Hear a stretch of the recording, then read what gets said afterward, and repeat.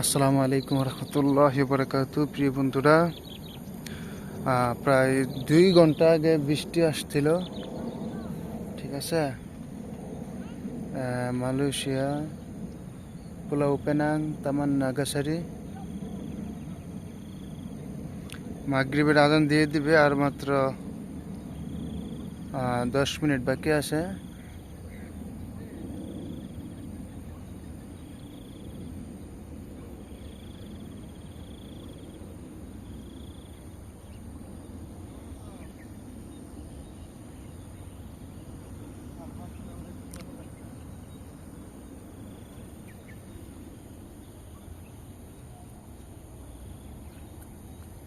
আসসালামু আলাইকুম। ওয়ালাইকুম আসসালাম ভাই। জি, আসতেছি, একটু ভিডিও করে নেই। হ্যাঁ, যে বৃষ্টি যা আসছে, সমস্ত পানি, ঠিক আছে, এই খাল দিয়ে যাচ্ছে। দেখুন ওই ওই ওই খালের মুখ দিয়ে দেখুন পানি কিভাবে আসতেছে। মনে হচ্ছে মাছ লাফাচ্ছে ওই দিকে। এই যে, খুবই সুন্দর লাগতেছে, নদীর মতো লাগতেছে। অত্যন্ত মনোমুগ্ধকর পরিবেশ। বৃষ্টি আসার আগে এত রৌদ্র ছিল, এত গরম ছিল, ঠিক আছে, মানে একবারে অতিষ্ঠ করে ফেলছিল। খুব কষ্টকর হয়েছিল। গরমের তাপমাত্রা এতটাই ছিল। তো দেখুন, এগুলো হচ্ছে জঙ্গল, ঠিক আছে। এখানে পাখিদের বাসা আছে, ওই যে ওই গাছের উপর প্রচুর পাখি বাস করে। এবং ওই যে একটি বগা দেখতে পাচ্ছেন, সামনে একটি বগা গাছে। দেখুন কি সুন্দরভাবে কচুরিপানা যাচ্ছে, স্রোত টেনে নিচ্ছে।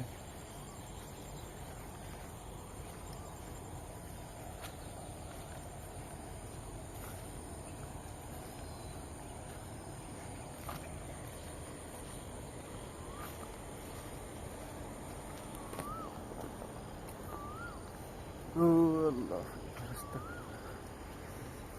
ওই যে দেখতে পাচ্ছেন নিশ্চয়ই, একটি বগা বসে আছে একাকিত্ব।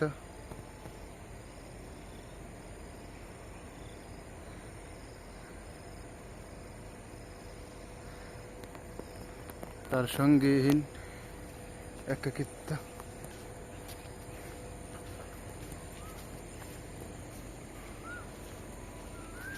আমার কাছে সবচেয়ে ভালো লাগতেছে এই কচুরিপানা যে স্রোতে টেনে নিচ্ছে, এটি খুব দ্রুত যাচ্ছে কচুরিপানা। এবং দেখুন কি বড় বড় ঘাস হয়ে গেছে। এগুলো যদি আমাদের গ্রামাঞ্চলে হইতো, তাহলে শুধু এইগুলো গরুকে খাওয়াইয়া প্রায় 50 থেকে 60টি গরু পালন করা সম্ভব হইতো। ভুসি এবং যে খ্যার, এসব প্রয়োজন পড়তো না, শুধু ঘাস, এই যে কাঁচা ঘাস খাওয়াইয়া গরু পালতে পারতো। দেখেন কি সুন্দর পরিষ্কার ঘাস, ডাঙ্গার মতো হয়ে আছে পুরা জায়গা জুড়ে। এই পুরা জায়গা জুড়ে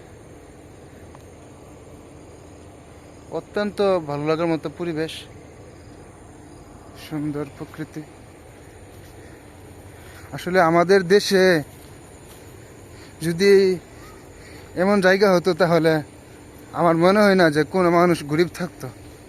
শুধু এই ঘাস কেটে প্রত্যেকে লক্ষ লক্ষ টাকার গরু, ছাগল এগুলো পালন করতে পারত। আল্লাহ পাক তার নিয়ামত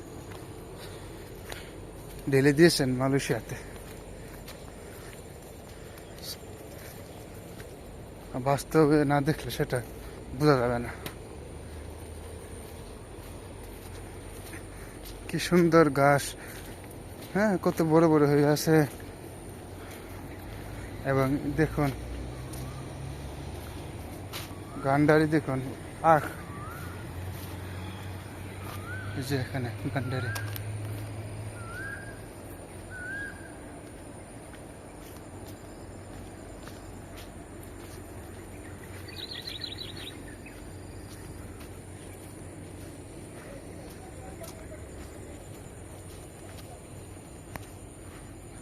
তো এই পর্যন্তই। আসসালামু আলাইকুম রহমতুল্লাহ।